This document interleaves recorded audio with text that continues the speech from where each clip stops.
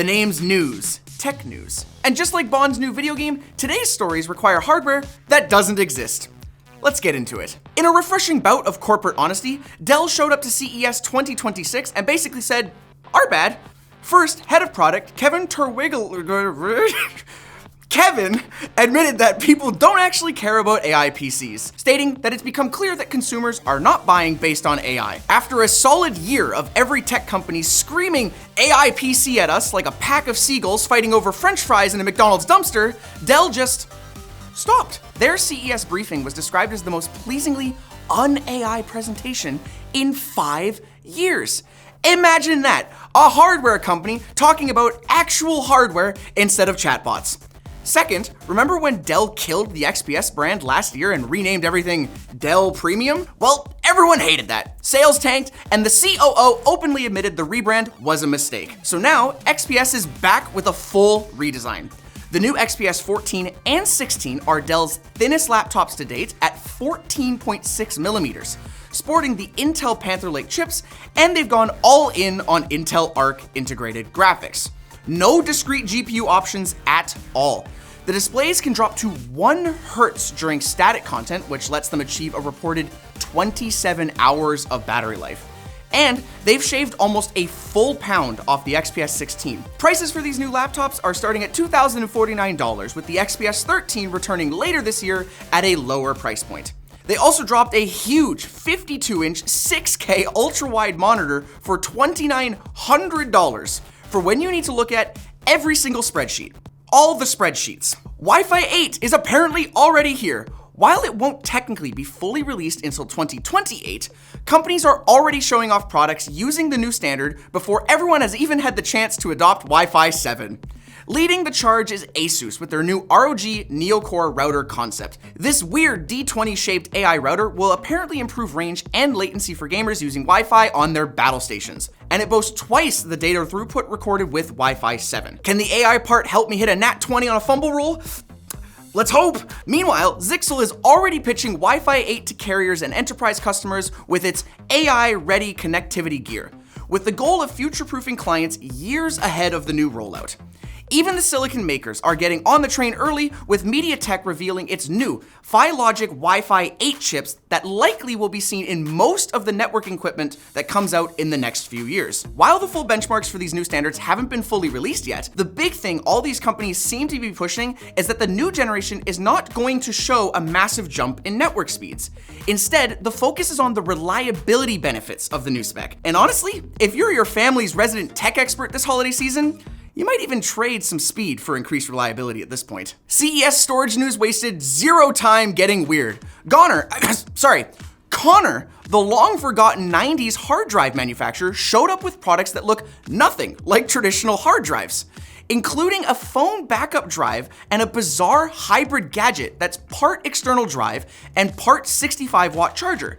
It's kind of like a second computer that plugs into your computer to make it compute better. But it's a cube. And not a computer. Kinda weird.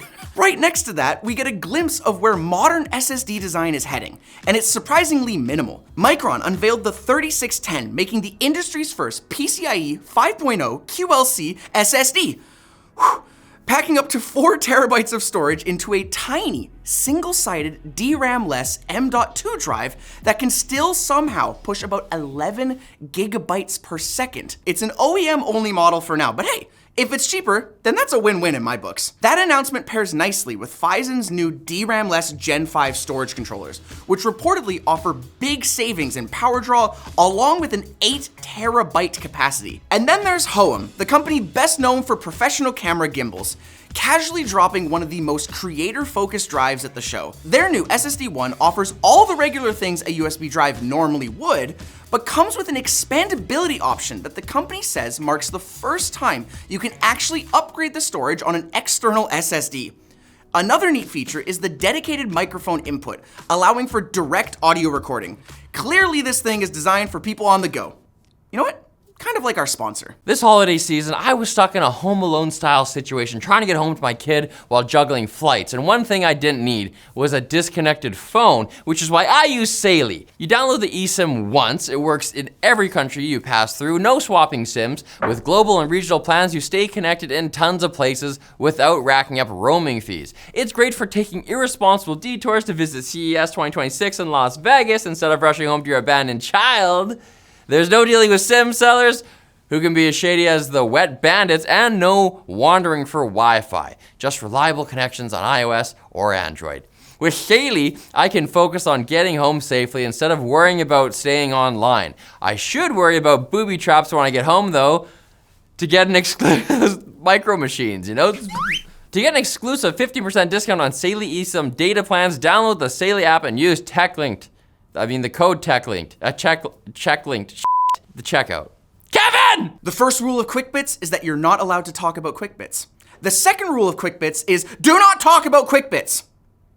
But here's the quick bits. New rumors suggest Nvidia is prepping to bring the RTX 3060 back into production in Q1 of 2026, as memory shortages and sky-high prices refuse to calm down, adding credence to earlier board channels' claims that the company's supply of factory new 3060s were running low. Funnily enough, this lines up nicely with what Nvidia's CEO Jensen Huang said when asked by analysts about pricing pressure, floating the idea of resurrecting older GPUs and maybe even backporting newer AI features to them instead of waiting on bleeding-edge silicon. AMD isn't immune either. During a CES Q&A, Ryzen chief David McAfee was asked directly about soaring RAM costs and replied that reintroducing products back into the AM4 ecosystem is something AMD is very actively working on. So if you missed buying those parts during the 2021 chip shortage, now's your chance. IO Interactive has unveiled the PC system requirements for their upcoming James Bond game, 007 First Light. The intro makes sense now. And fans were shaken, not stirred, to discover some of the listed hardware just doesn't exist. The minimum specs called for an Intel Core i5-9500K, which Intel just never made. There is an i5-9500, sure, but there's no K variant. Meanwhile, the recommended spec demanded a RTX 3060 Ti with 12 gigabytes of VRAM, except that card only came with 8 gigs. Even setting aside the phantom parts, these specs are pretty brutal. 32 gigabytes of RAM and 12 gigabytes of VRAM just to hit 1080p 60 FPS.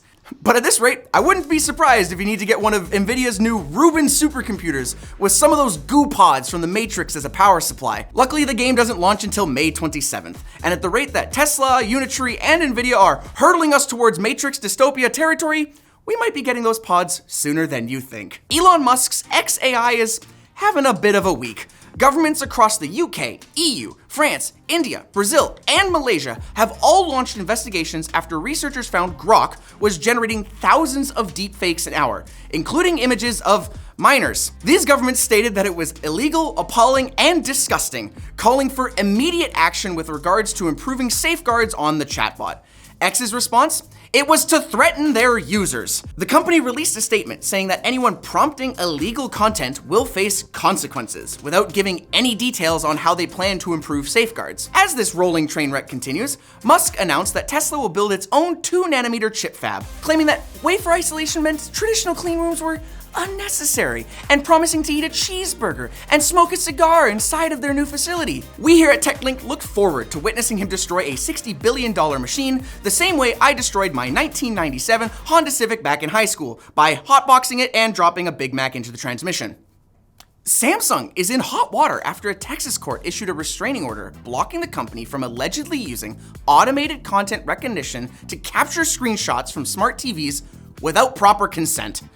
The lawsuit claims Samsung TVs could grab screenshots multiple times per second and monetize viewing habits through ads. This comes after a string of lawsuits towards other major TV brands for spying on Texans, although those lawsuits didn't end up with restraining orders.